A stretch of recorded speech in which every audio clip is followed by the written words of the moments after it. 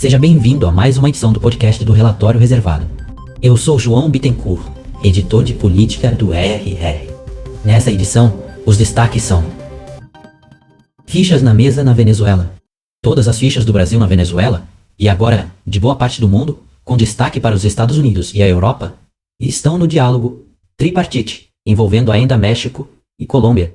É para salientar a urgência desse movimento, pressionar todas as partes e tentar fortalecer a posição do Brasil que o assessor especial da presidência, Celso Amorim, sobe o tom nessa quarta.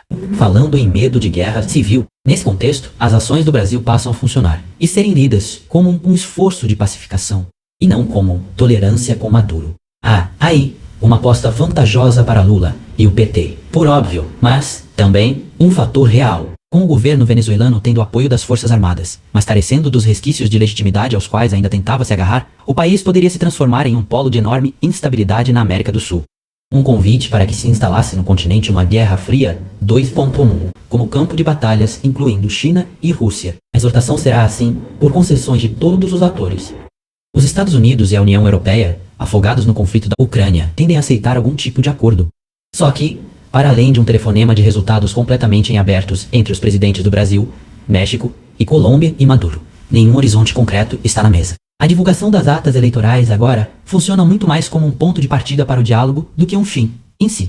Depois de tanto tempo, a não ser que Maduro declarasse ter perdido o pleito ou a nulidade dos documentos, convocando novas eleições, nada será aceitável para ambos os lados.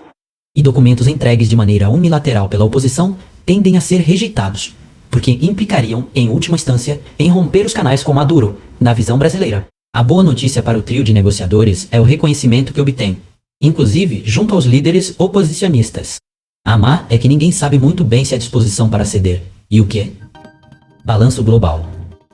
A desaceleração na economia chinesa, indicada pelos números da balança comercial do país em julho, soma-se aos temores sobre o recuo nos Estados Unidos, os juros no Japão e a escalada entre Israel e Irã, entre outros, como fatores que alimentarão as incertezas globais.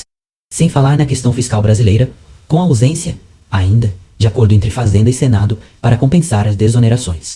Há também o aumento nas projeções de inflação e o endurecimento na ata do Copom. Em relação a esse conjunto de fatores, se arrefece, e muito, o impacto gerado pelos dados de emprego nos Estados Unidos, como previsto.